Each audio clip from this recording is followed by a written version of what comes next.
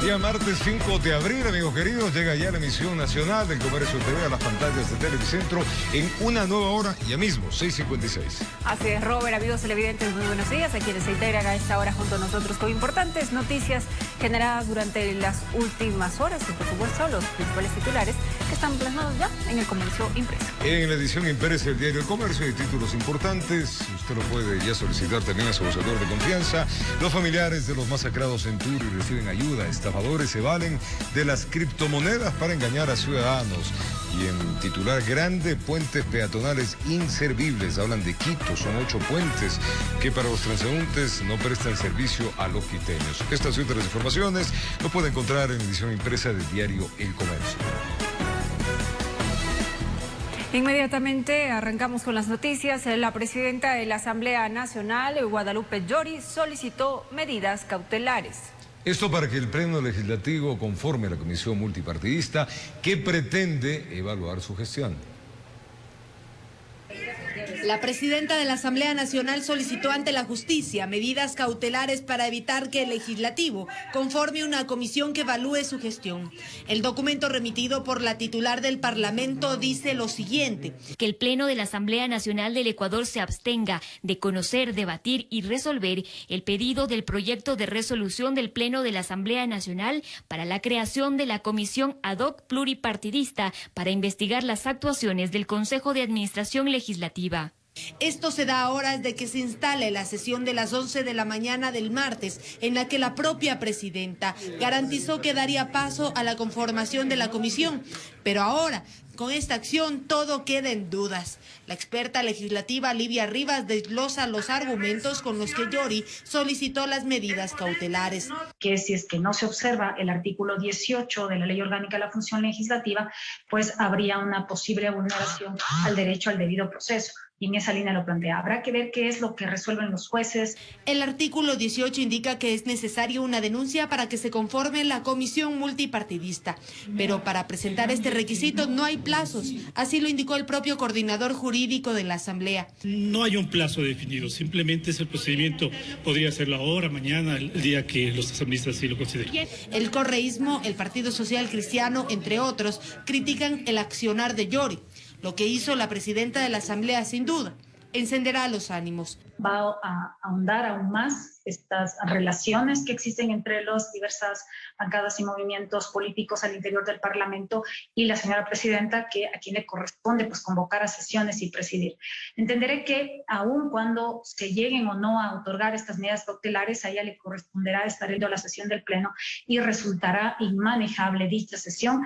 Llori no cuenta con respaldo mayoritario. Solo 19 asambleístas de Pachacutic estarían con ella de los 137 del Pleno. Informó Valeria Navarro. Y más de 90 legisladores apoyarían que se evalúen a las autoridades de la Asamblea. Guadalupe Llori no cuenta con suficiente respaldo. En medio de incertidumbres, la Asamblea Nacional intentará sesionar este martes. Será una jornada álgida y a pesar de que la presidenta Guadalupe Llori presentó medidas cautelares, los diferentes partidos políticos, incluido el oficialismo, apuestan a la evaluación de las autoridades del Parlamento. Nuestro primer llamado es a que los miembros que integren esta comisión seamos los 5 jefes de bancada que hacemos parte de la propia Asamblea Nacional. Pero a decir del coordinador jurídico de la Asamblea, la conformación de la comisión requiere de ciertos requisitos. Básicamente debe haber una denuncia o una queja en contra de la presidenta o de los demás miembros del CAL, dependiendo de lo que requieran los asambleístas, con el respaldo del 10% de asambleístas. Quienes se encuentran inconformes con la gestión de Llori aseguran que cumplirán con todos los procesos. Quien está pidiendo el cambio del orden del día lo presenta motivadamente y ahí estará presentando una denuncia, o sea, una causal o varias causales, ¿no? Pero hay quienes aún respaldan a la presidenta. Yo creo que la salida de la presidenta no es la solución. Lo que sí se deja claro es que la evaluación no será inmediata, pues tomará días. Los tiempos mínimos en los que esta Asamblea Nacional podrá resolver este problema son exactamente 23 días y los tiempos máximos 46. Desde el 24 de marzo, el Pleno de la Asamblea Nacional no ha podido avanzar en su trabajo, pues varias sesiones se han suspendido y otras no han contado con el quórum necesario para instalarse. Las pugnas de poderes acá en el Legislativo hacen que varias leyes importantes para el país estén estancadas. Nosotros hemos cumplido en llevar adelante el procesamiento urgente del uso legítimo de la fuerza y lastimosamente esta ley está secuestrada. Necesitamos trabajar, compañeros, y dejar a un lado los intereses personales. Informó Valeria Navarro. Y el gobierno nacional inició la fase de socialización y construcción colectiva de la ley de aguas. Entre abril y noviembre, comunidades, instituciones y ciudadanos pueden presentar sus propuestas. Esto a fin, evidentemente, de contribuir con este proyecto que lo que busca en esta nueva ley, pues los actuales puntos más relevantes. Hasta el momento vamos a irles contando en esta nota que presentamos.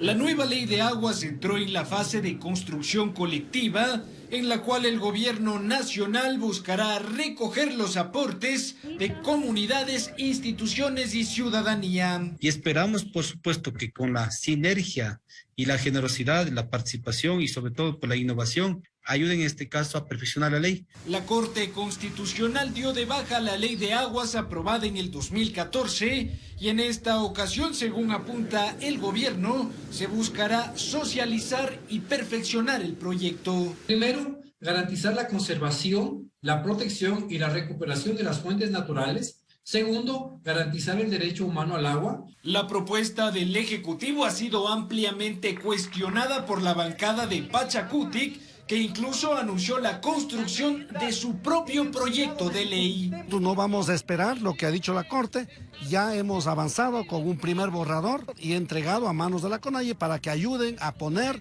lo que puede faltar junto con las distintas organizaciones. Por ahora, buena parte del debate sobre este proyecto de ley se centra en torno a la gestión y administración del líquido vital. El artículo 315 de la Constitución prohíbe cualquier forma de privatización del agua y establece que su gestión será pública o comunitaria. Pueden repetir 1.000.000 de veces de que no es privatización. Entonces utilicemos la palabra delegación. Digan clarito, pues si no van a entregar a manos privadas, entonces ¿van a delegar a quién? ¿Van a delegar a un municipio? ¿Van a delegar a una empresa pública? Aquí no puedes revertir, en este caso, para garantizar agua para las grandes transnacionales mineras. El gobierno anunció que a finales de año presentará su propuesta ante la Asamblea Nacional. Informó Álvaro Terán.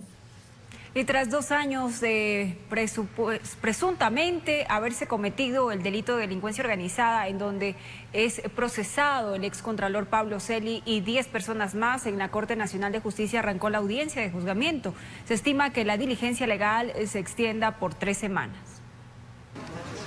Tras 5 diferimientos, finalmente logró instalarse la audiencia de juzgamiento en el caso conocido como Las Torres.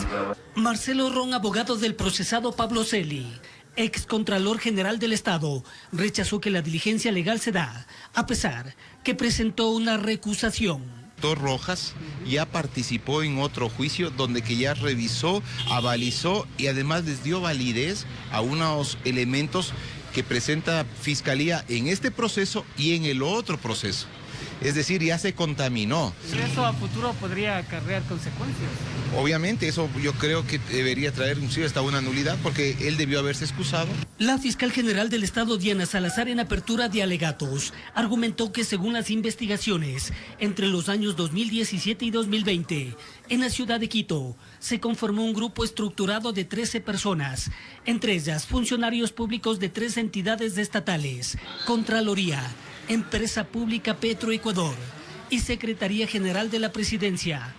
Además, personas particulares que en su mayoría eran familiares o tenían relación de amistad con quienes lideraban el grupo delictivo. Este caso se lo ha ido construyendo gracias a la colaboración de las autoridades del Departamento de Justicia de los Estados Unidos, que entregaron bajo el principio de cooperación y de confianza en la Fiscalía General del Estado. Se señala que en el mando y liderazgo se encontraba Pablo Flores, exgerente de Petroecuador, Celi, y José Augusto Briones, exsecretario jurídico de la Presidencia, contra quien se extinguió la acción penal por su fallecimiento. Fiscalía no va a poder probar la existencia de una delincuencia organizada. Una organización criminal es el Chapo Guzmán, es los choneros, es Pablo Escobar. Esas son organizaciones criminales. Para eso fue creado este delito. No existe persecución. Las pruebas están ahí, las mismas que van a ser desarrolladas durante esta etapa de juicio. Aparentemente los 13 procesados, de los cuales 2 están prófugos, habrían buscado obtener beneficios económicos, presuntamente del 20% por el pago de una factura de $20.345.000 que Petroecuador adeudaba a la empresa No Limit C.A. La audiencia se podría extender por 3 semanas, informó Héctor Romero.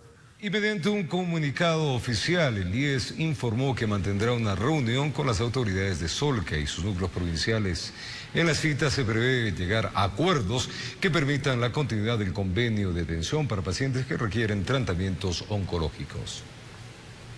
En un comunicado, la Sociedad de Lucha contra el Cáncer y sus distintos núcleos provinciales advirtieron que en el corto plazo será imposible seguir atendiendo a pacientes oncológicos derivados por el IES, pues se asegura que no se ha cumplido con el pago de las atenciones a miles de enfermos. 5 días después de este pronunciamiento, es decir, este 4 de abril, el IES explicó mediante un documento que mantendrá el próximo jueves una reunión con los directivos de Solca para definir soluciones que garanticen la continuidad del convenio para la atención de pacientes que requieren el tratamiento oncológico. El Instituto Ecuatoriano de Seguridad Social resaltó en el comunicado que gran parte de la deuda actual con Solca corresponde a atenciones brindadas en años anteriores y que no fueron canceladas. Además, se aseguró por parte de la institución que los pacientes que mantienen este tipo de enfermedades oncológicas seguirán recibiendo atención en Solca y en las unidades médicas del IES que cuenten con áreas para la atención de dichas patologías. Informó Javier Rosero. Y más adelante, sí. Gracias por continuar en nuestra sintonía, amigos televidentes. Autoridades del gobierno aseguran que han logrado el control en el Centro de Rehabilitación Social Turi de la ciudad de Cuenca. 20 reos fallecidos fue el resultado oficial de los enfrentamientos. Una relativa calma se vive en el CRS Turi de la capital Azuaya, luego de los trágicos acontecimientos ocurridos en la madrugada del domingo pasado, donde miembros de un mismo grupo se enfrentaron a bala, ocasionando una veintena de muertos y varios heridos. Las autoridades que enfrentan esta crisis carcelaria aseguraron que tienen el control total del CRS. Este momento podemos decir de que la fuerza pública ha tomado el control total. Se encuentra en el momento pues completamente bajo control de los órganos competentes para poder cumplir con las funciones adecuadamente. Este control total, aseguran, ha permitido tener los datos finales sobre los PPLs fallecidos, que son 20 y 5 heridos. 5 personas se encontraban heridas, 2 retornaron al centro y 3 se encuentran estables en atención.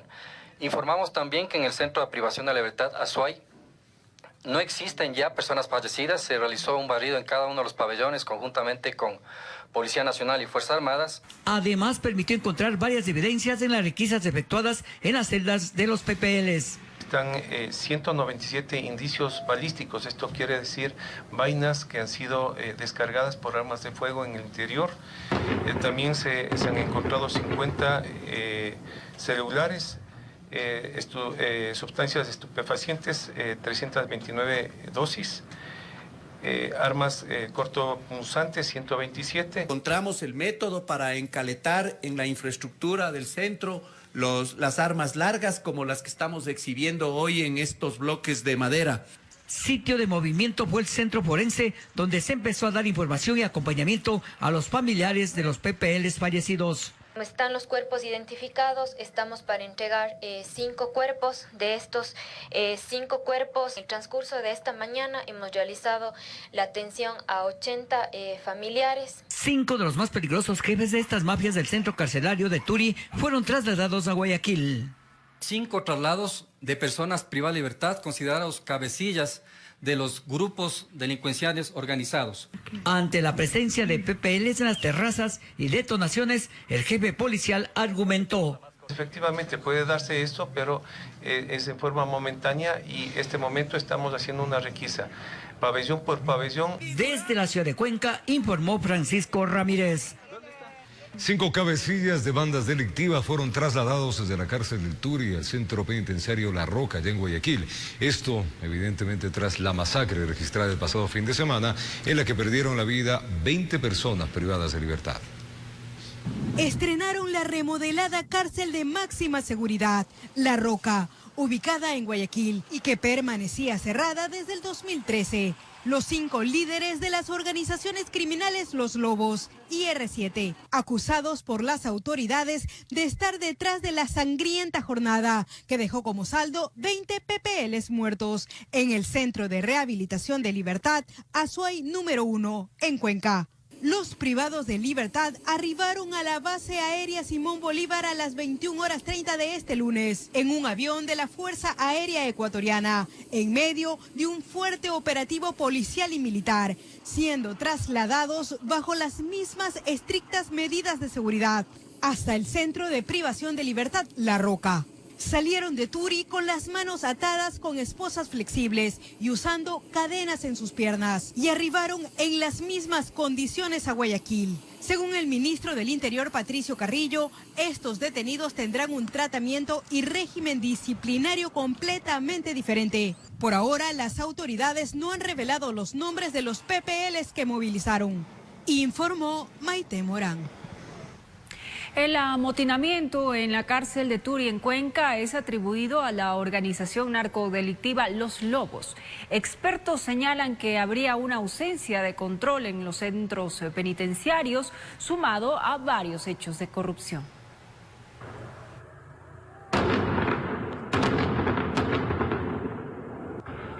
La crisis carcelaria sumó este domingo un nuevo episodio en el que habrían sido asesinadas al menos 20 personas privadas de la libertad en la cárcel de Turi en Cuenca.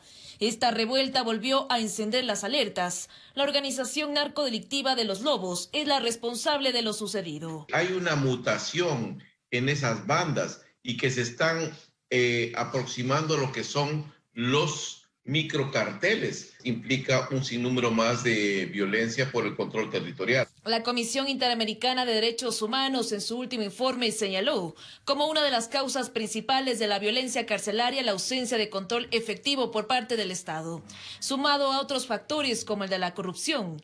La pregunta es cómo ingresan armas y sustancias estupefacientes. La cual participan guías penitenciarios y administradores de centros penitenciarios.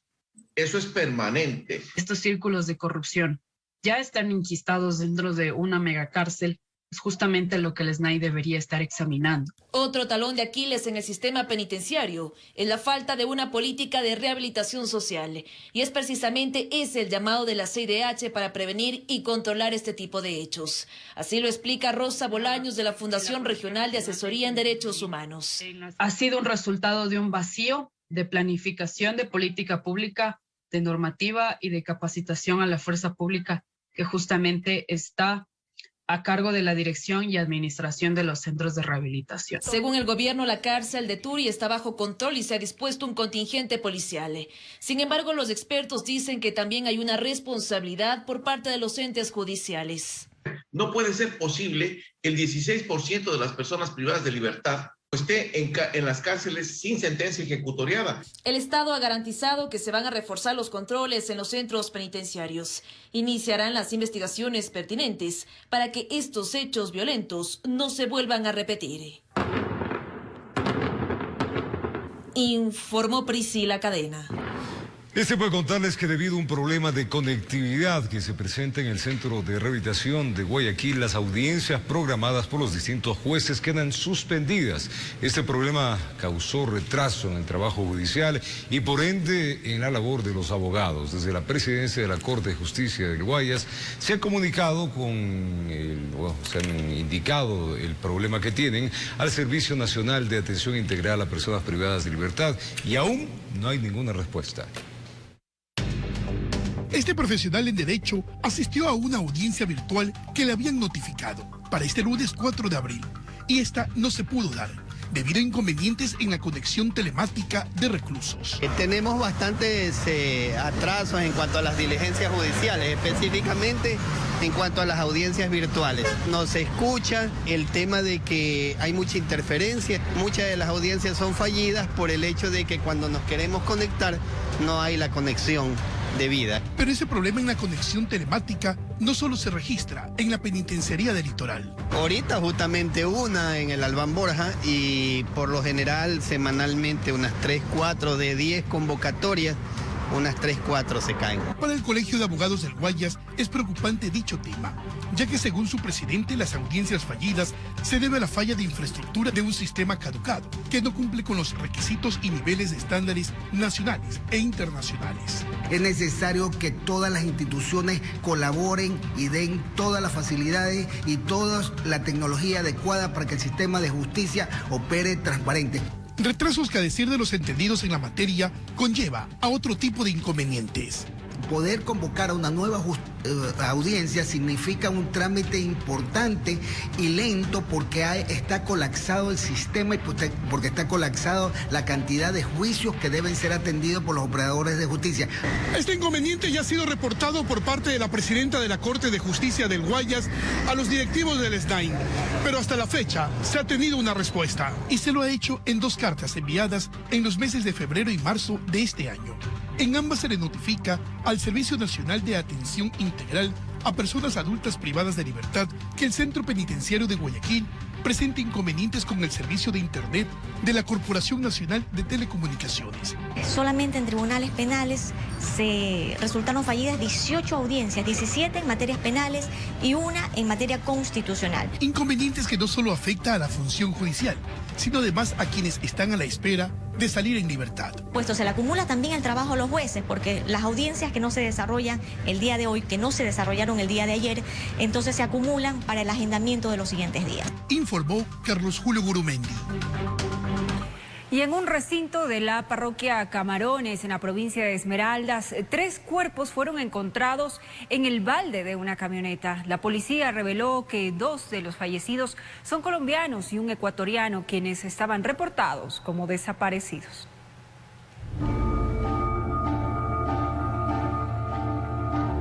El dueño de la finca se encontró con tremenda escena. Llegó a trabajar y la sorpresa, una camioneta en su propiedad. En medio de las plantas de verde, se acercó y observó 3 cuerpos en el balde del vehículo y regresó con la misma viada. Ya se tiene alguna línea de tiempo en donde la camioneta no estuvo solo en la provincia de Esmeraldas, sino en otras provincias. El vehículo con los cadáveres fue abandonado en el recinto Calope. Las víctimas presentaban huellas de impactos de proyectil. En el sitio, agentes de criminalística no encontraron indicios balísticos. La policía presume que fueron asesinados en otro sitio y trasladados a ese punto del norte de la ciudad de Esmeraldas. Y la hipótesis es de que fueron asesinados en otro lado y les fueron a dejar ahí en ese lugar. La camioneta no está reportada como robada. La camioneta tuvo un traspaso del propietario hace poco tiempo. Eso estamos verificando para ver qué relación tiene o la persona que consta como propietario del vehículo no tiene ningún antecedente. También se confirmó que los responsables dejaron un escrito que está siendo analizado por las unidades especiales de la policía. Se encontró un panfleto justamente con una leyenda acerca de un grupo delictivo. Eso también se está investigando para ver qué grado de veracidad tiene. Por trámites investigativos solo se indicó que las víctimas son 2 ciudadanos colombianos y un ecuatoriano. Los cuerpos aparentemente fueron encontrados atados de pies y manos con señales de tortura. Nosotros tenemos información de que estos ciudadanos habían sido reportados como desaparecidos. En el sector, los lugareños indicaron sentirse preocupados. El rostro de los baleados no les era familiar. Por la zona jamás los habían visto. 3 muertos y no sabemos realmente, pues tenemos miedo también nosotros aquí, porque nadie sabe, nadie sabe. ¿No conocían a las personas? No, señor, aquí? No conocemos a nadie. Así suman ya 76 las muertes violentas en la ciudad de Esmeraldas. En Quito informó Iván Casamen. Un empresario pesquero y exdirigente deportivo fue acribillado a tiros por sicarios en Manta, ya en Manabí. Ramón Bermeo Macías fue asesinado en una calle del barrio San José, a escasos metros de la empresa empacadora de mariscos de su propiedad. La policía está investigando cuál sería el móvil de esta lamentablemente nueva muerte violenta. Al menos 10 tiros descargaron sicarios encapuchados en contra del empresario pesquero y exdirigente del Delfín Sporting Club, Ramón Agustín Bermeo Macías, de 57 años de edad, quien falleció en el balde de su camioneta. Porque estaba en mi casa y me sonaron las balas y ahí no sé qué pasó. Ya, pues yo pensaba que no era así nomás y cuando veo que la gente corría, pues sonaron las ambulancias que levantaron a una persona. La víctima fue atacada la mañana de este lunes 4 de abril en la calle 116, avenida 110 del barrio San José, en Manta, provincia de Manabí. Estaba en la vía pública a escasos metros de su empresa empacadora de mariscos cuando fue acribillado.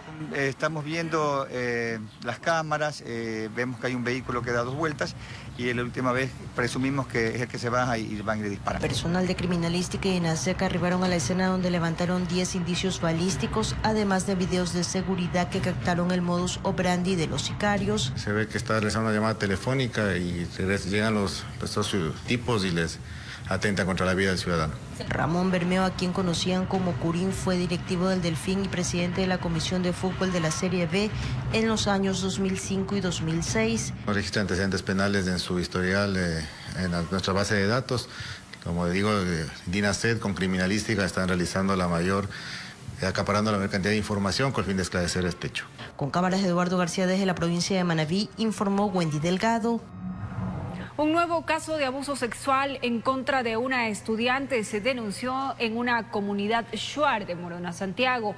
Involucra a un profesor que presuntamente abusó de una niña de 7 años. El docente cuenta con prisión preventiva y fue removido del magisterio.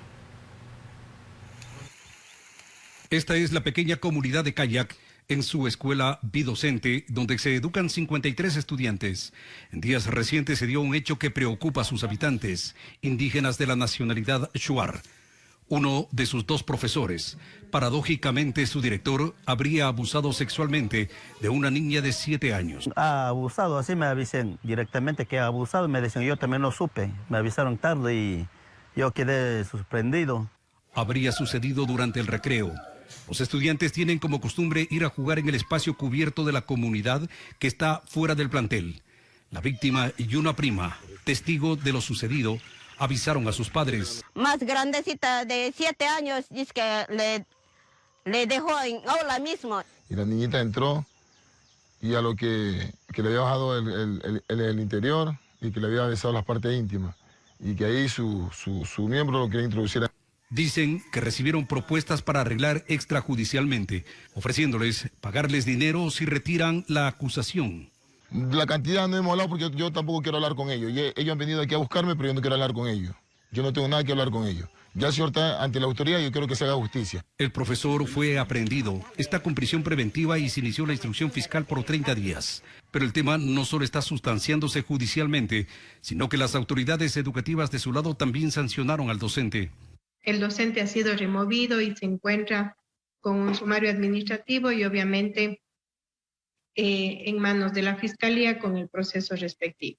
Agregó la coordinadora zonal 6 que tanto la menor como su familia reciben ayuda psicológica. Se está protegiendo obviamente a la víctima, garantizando el derecho a la educación del estudiante y así como la restitución de sus derechos ante este aspecto lamentable. Lo único que esperan los familiares es que el hecho no quede en la impunidad, que se aplique todo el rigor de la ley para que esta sanción siente precedentes y no vuelvan a repetirse casos como este. Desde Morona, Santiago, informó Edwin Fernández. Y en los centros de vacunación, amigos queridos, ya se aplica la 4ª dosis contra el COVID-19. Esto para personas mayores de 50 años, personal de salud y grupos vulnerables. Según el Ministerio de Salud, pues las vacunas recomendadas para ello para este nuevo refuerzo, son la Pfizer y también la AstraZeneca. Veamos. Jaime Betancourt, de 93 años de edad, fue uno de los primeros en llegar a un vacunatorio de Quito para recibir su 4ª dosis contra el COVID-19. Ya me vacuné ya. A lo máximo y lo que está en uno, me cuido. Judith Cedeño también acudió para vacunarse. Asegura sentirse más tranquila con el refuerzo, ya que en su círculo familiar se han contagiado en varias ocasiones. sino que hay que cuidarse uno mismo. Así me de sentir mejor y ya no me de enfermar mucho. Por disposición del Ministerio de Salud, ya se aplica la cuarta vacuna en todos los centros habilitados a escala nacional y se incluye la siguiente población: personas mayores de 50 años, usuarios mayores de 12 años con inmunosupresión moderada o severa, personal de salud. Cabe resaltar que puede recibir la cuarta vacuna si ha cumplido 5 meses después de su última dosis. Pero ¿qué tipo de vacuna se aplica para el segundo refuerzo? Pacientes con Pfizer son los pacientes de 12 a 18 años con inmunosupresión, pacientes adultos mayores que tengan algún problema de la coagulación, y los pacientes con AstraZeneca son las personas jóvenes que también recibieron vacuna AstraZeneca. Si su tercera inyección fue CanSino, el Ministerio de Salud recomienda que el segundo refuerzo sea con la misma marca. Además, continúa la inmunización de segundas y terceras dosis. Dani Caiza acudió con su hijo de 4 años, que está a puertas a ingresar a un centro infantil.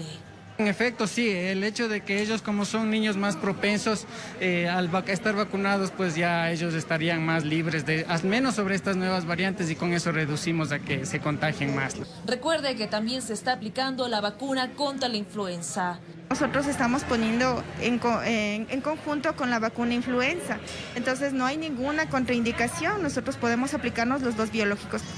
Informó Priscila Cadena. Susana Lira, cineasta brasileña, llegó a Ecuador para grabar el documental Nada sobre mi padre. ¿De qué se trata esto? Preste atención. Es la historia propia de ella, en la cual busca a su progenitor, a su padre. Y según dice ella, los pocos datos que conserva, este señor sería ecuatoriano. En la vida es necesario conocer de dónde venimos. Se dice que nuestro origen marca nuestro destino, pero no siempre el principio cuenta con todas sus piezas. Y es allí donde el vacío, el sentirse incompletos, le gana terreno a todo lo demás. Así dice sentirse Susana Lira, quien a sus 50 años nunca conoció a su padre. Emocionalmente también es importante porque mi madre habla comigo. Tú pareces muy con tu padre, tú hablas con él, pero no conozco a este hombre. ¿Cómo soy parecida con él? Según los relatos de su madre, su padre sería ecuatoriano. Esto la trajo al país para buscarlo. Lamentablemente no cuenta con un nombre o siquiera una fotografía. Por ello decidió hacerlo de la única forma que sabe. Decidí hacer una película sobre este asunto porque es mi mejor forma de expresión. Es así que la capital de los ecuatorianos será uno de los principales escenarios del largometraje Nada sobre mi padre, que empezó a grabarse este 4 de marzo. Dentro de la escasa historia que Susana guarda celosamente, es que su progenitor habría viajado a Río de Janeiro en 1970 durante el gobierno de José María Velasco Ibarra. Salí del Ecuador por conta de manifestações políticas y fui a Brasil.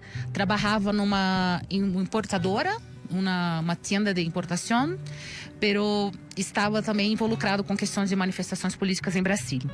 Solamente que yo sé. Tenía 19 años cuando conoció a Elsa, madre de Susana. Decía llamarse Helio Francisco de Castro. Hoy saben que es un nombre falso porque no tiene registros en Ecuador.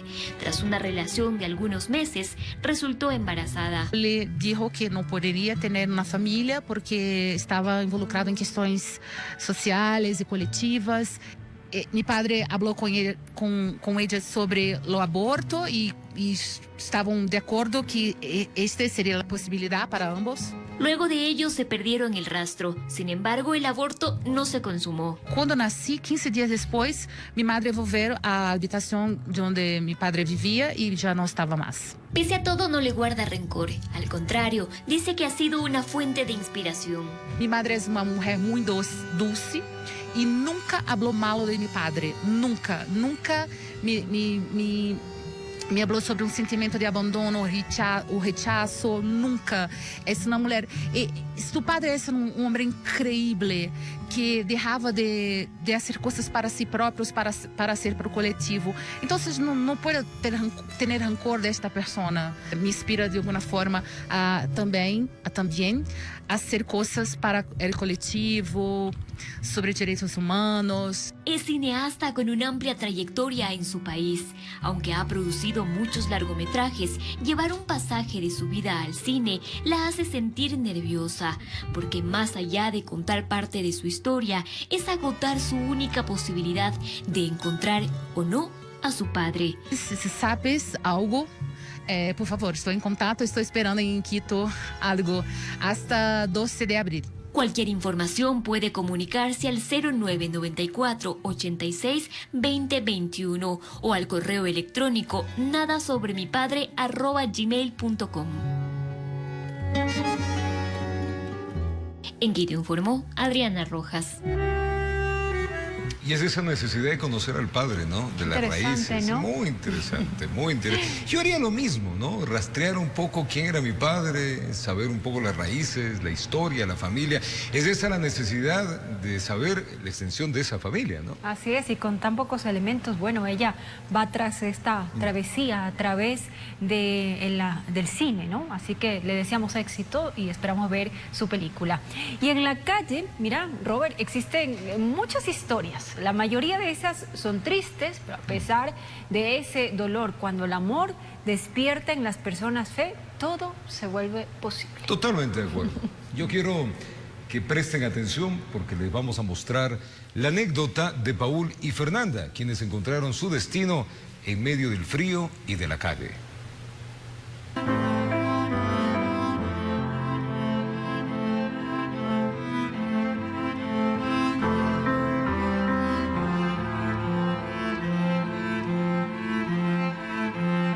¿Se ubica dónde es este lugar?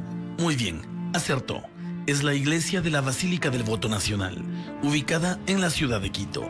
En sus exteriores se tejen día tras día distintas vivencias. Cuando llegan las madrugadas, el frío es insoportable. Uno no puede aguantarse porque a veces los plásticos se rompen, el viento que llega se rompe, la lluvia. Como lo imagina, esta era la casa de Paul por las noches. La pared de la iglesia y la vereda eran parte de su hogar. Quizá ahora mismo usted se pregunte, ¿cómo es que este joven terminó aquí? Pues le contamos. Mi mamá de crianza mucho me maltrataba, me extorsionaba cuando me tenía que ayudar a trabajar. A través de ese dolor que sentía en mi corazón, decidí botarme a la calle. Ahora Paul es una persona adulta, que tal vez varios juzguen por su apariencia, pero en realidad pasó 17 años en situación de calle. Es decir, huyó de su hogar a los 8 años de edad. Teníamos unos colchones, que todo era para poder equiparnos. El granizo que cae, la lluvia se rompe feamente y comienza a bichar el agua. Actualmente este joven tiene 25 años y es en esta edad que volvió a sentir lo que es vivir bajo techo. El por qué decidió abandonar su antigua vida tiene que ver con un acto de amor y de fe. Por lo que se me venía mi nena, entonces yo comencé todavía a dormir en la calle porque no sabía a dónde ir, a dónde llevarles. En efecto, Paul se enamoró de una joven. Producto de aquello tuvieron una niña. Sabemos que desea conocer el desenlace de cómo intentan Paul, su esposa y su hija salir adelante. Sin embargo, eso será motivo de una nueva entrega. Los esperamos. Con imágenes de Luis Fernández, informó Javier Rosero.